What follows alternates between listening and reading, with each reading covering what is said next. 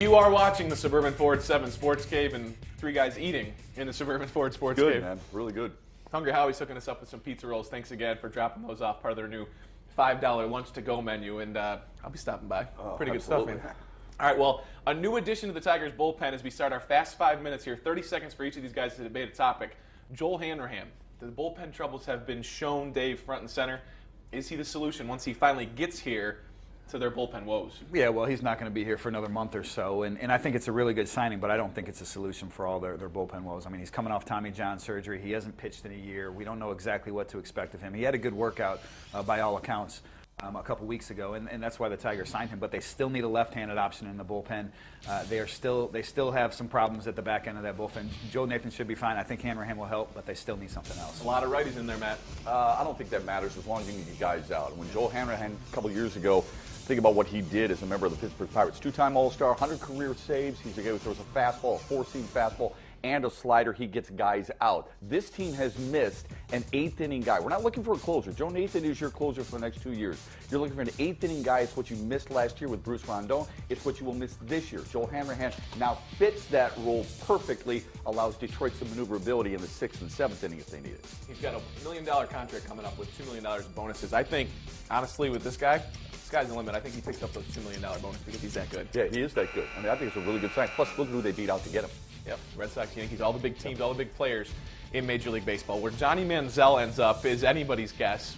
Cleveland, Minnesota. I swear he's going to end up in Minnesota, but I'm not part of this debate. Gentlemen, Matt, take it away. Where does he end up? Well, I don't know. I'm not sure he's a first-round draft pick, or at least let me put it this way, an NBA lottery-like first-round draft pick. Okay. But if I had to throw somebody in there, I would say Cleveland. Who is the marquee guy in Cleveland? Is it Josh Gordon? Are you selling tickets because of that? And I know it's not all about selling tickets. They love their football in Cleveland. Is it Joe Thomas? Is it Joe Hayden? Johnny Manziel gives them a face, gives them some hope. His numbers in college, you cannot ignore what he did at Texas A&M. His touchdowns passing, 63, touchdowns rushing, 30. He gives them that type of identity that I think Cleveland would love to have. So I'll suggest that he goes to the Browns. I like your logic at the end of the day with the team looking for a kind of a face of a franchise. When I was at the owners' meetings back in March, Mark Davis, the Oakland Raiders owner, he said, somebody asked him if they had a face of the franchise, and he pointed to their fullback. They don't have anybody there. That's why I put Johnny Manziel to Oakland in the draft today. I will say, in my mock draft today, I will say this, though. One scout has told me they really like Derek Carr as their quarterback, the Raiders, that is. So at the end of the day, I'm not sure he goes there. I could see the Houston Texans not at number one, but in a trade down at the end of the day. Ooh, interesting. Clowney and then Clowney's Manziel. going number one, but maybe it's a sign and trade. Well, remember didn't their general manager say something about that? I believe. They're also the Jags general manager, Dave Caldwell. The buzzer sounded, though. We have to move on. I'm sorry. I'm going to put food in your mouth. I was given warning before today about that. No, you weren't. You were. Okay.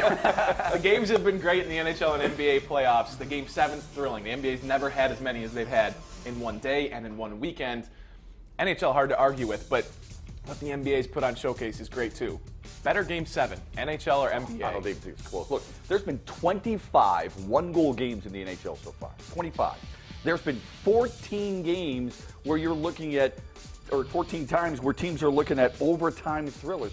Did you watch Pittsburgh and Columbus? Every game was decided 4-3 except for one, and we went overtime in 2 of those. You saw another one in Los Angeles and Anaheim last night. It doesn't get any better than what's going on in the NHL right now with the intensity. You're seeing 4 teams who had 100 points or more, 4 already gone. Their season's over. You hit the century mark in the NHL, you're thinking you're advancing pretty deep. There's no question the NHL playoffs have been better so far. Well, they should be one-goal games. When you score 5 or 7 goals total in a game between both teams, there's no reason that they shouldn't be one-goal games.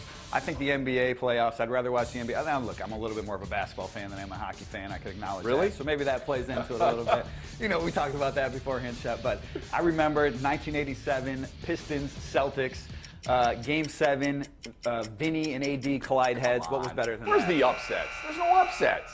There's no upsets. We're in the talking NBA. about Game 7. The Mavs could knock off the Spurs. It's not going to happen. We were Brad. talking You know about Game 7. that. It could. What is it, Houston and Portland? They both won 54 games. The NBA did everything they could to make sure Oklahoma City. Buzzer. We're going to have to work on this. We're going to have to practice in the buzzer. This will be my last appearance on the Sports Cave. It's been so fun having you. We'll see you next year. Oklahoma City newspapers criticized Kevin Durant earlier this week with a misleading headline, maybe to some and to him, about his play. You disagree. Where do you see Kevin Durant? Was it a fair headline or not? Well, at the time, look, the last 2 games he's been outstanding. But at the time that it was written, it was fair. His field goal percentage was down 10%. His three-point shooting was way down. His trips to the free throw line were down a couple per game. At the time, I think it was fair. No one's knocking that Kevin Durant's not the MVP or one of the best players in the game. He is. He's done an awful lot for Oklahoma. He's done an awful lot for Oklahoma City, and what he's done outside the basketball floor. Gave $1 million earlier this year to those riddled through that tornado-stricken tragedy. But at the time, he was underperforming, and it's okay to take a shot at a superstar once in a while. He's not the first, nor will he be the last, who have high expectations. Headline, by the way, Mr. Unreliable. Mr. Unreliable. Maybe it was a little tabloidish, but you know what? At the end of the day, I think it was an okay headline. I had more problem with the newspaper apologizing for it actually than I did with the headline itself. I don't think that's something that the paper should have done. Own it, you run with it, you stick with it. Look, it's not anything that's offensive on a personal level. They were talking about his play in the series, and everybody knows that Kevin Durant is a great player overall. That's how you do it. The buzzer sounds. But I gave it to him early. You did. Well, at 33 seconds you went. Who's counting? Mike Foss. That's right. Jay-Z and Drake enraged. This will be short, I can promise you that. Fueled battle this week. Drake was at a Raptors game using a lint roller to clean off his pants. Then the Raptors give out lint rollers to their fans that come to the game. Jay-Z says you're as soft as a lint roller and a lacrosse player. Yeah, and that's a joke. Whose side are you on in this big battle? Lacrosse. Start the clock. Jay-Z or Drake? You're talking about a 1980s hair metal guy. Okay, if this were a battle of two electric guitarists, okay, Angus Young and Richie Blackmore, I could definitely speak with great experience on this. I can't. I barely know who Jay-Z is, except for he's married to a really good-looking woman. I do not know who Drake is, but I can tell you this, lacrosse, and my kids play it, you got to be a tough banshee to play that sport. Jay-Z is out of bounds, so I'll go with Drake, even though I couldn't name a single tune he sings. Was Drake the guy that was hanging around every team in the NCAA tournament right. trying to? Yeah. No, look, I got Jay-Z's side here. All right, look, mostly because he's a better rapper, better artist. I mean, I can remember as I go back. Shep might not be able to appreciate this, and this isn't just even Jay-Z. The Gray album. People out there may be familiar with that. Jay-Z's Black album mixed with the Beatles' White album. DJ Danger Mouse, one of the best albums of all time. I got Jay-Z in this battle. Look at me dropping some rap knowledge on you. Yeah, right. See, the Black Album to me is Metallica. I have no idea what Black Album you're talking about. What's great about this is that Drake always celebrates with